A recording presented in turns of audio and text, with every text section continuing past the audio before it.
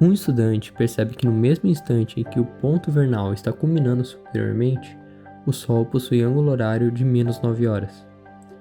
Desprezando a excentricidade da órbita da Terra, encontre a data da observação e a mínima latitude que o observador precisaria estar para o Sol não se pôr em nenhum momento do dia. Começamos a questão então representando a situação.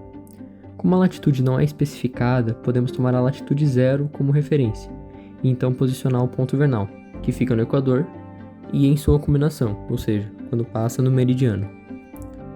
E o Sol com um ângulo horário de menos 9 horas. Como o ângulo horário é quanto tempo faz que um astro passou pelo meridiano, se ele é negativo, quer dizer que ainda faltam 9 horas para passar, ou seja, 9 horas para o leste. A posição do Sol em relação ao ponto vernal nos indica a data. Quando o Sol passa pelo ponto vernal é equinócio de março. Quando anda 6 horas de ascensão reta, um quarto da trajetória, aqui está em vermelho, é solstício de junho. Então, serão alguns dias além do solstício de junho, a data que a gente procura.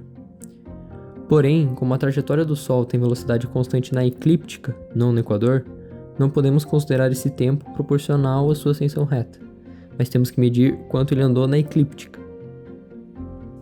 Como sabemos, a fórmula do tempo sideral local, ou seja, o ângulo horário do ponto vernal, é o ângulo horário mais a ascensão reta de qualquer astro. O tempo sideral local é 0. Então, o ângulo horário mais a ascensão reta do Sol é 0. Se h é menos 9 horas, então a ascensão reta é mais 9 horas. Que também fica claro olhando o ângulo horário do Sol. A ascensão reta é exatamente o ângulo horário, só que em módulo, porque cresce para leste. Voltando então ao nosso problema, temos que encontrar quantos dias o Sol andou a partir do equinócio de março, considerando o tempo proporcional ao arco andado pelo Sol na eclíptica, e para isso precisamos de trigonometria esférica. O recomendado é trabalhar com trigonometria esférica usando triângulos de lados menores que 90 graus.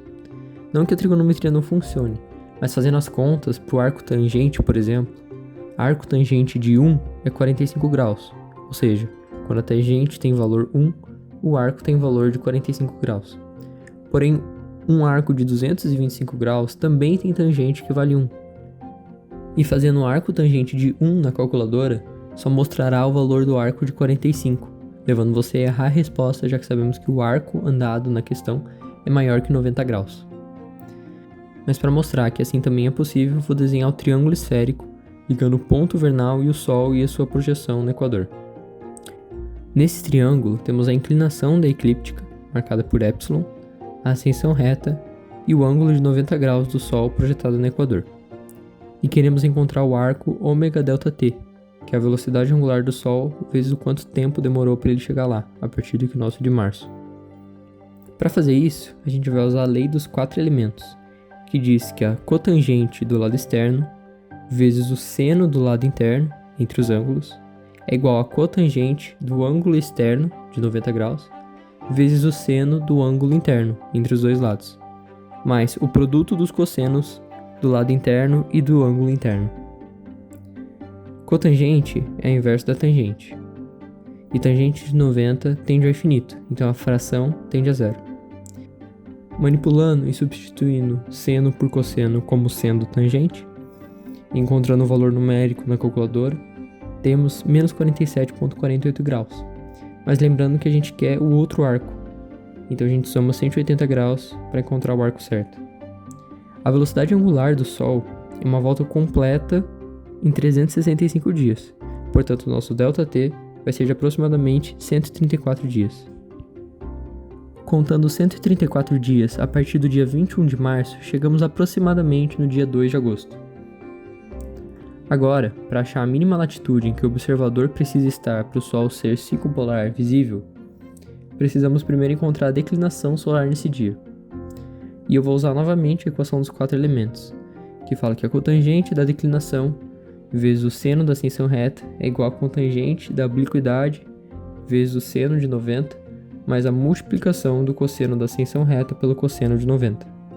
Cosseno de 90 é 0, seno de 90 é 1, cotangente é o inverso da tangente. Manipulamos e encontramos a declinação de 17,1 graus. Lembrando que o Sol está para o norte para esse período do ano.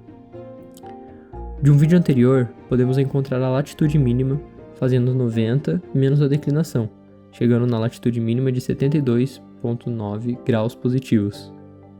Caso queira entender de onde vem essa conta, veja o vídeo da questão 3.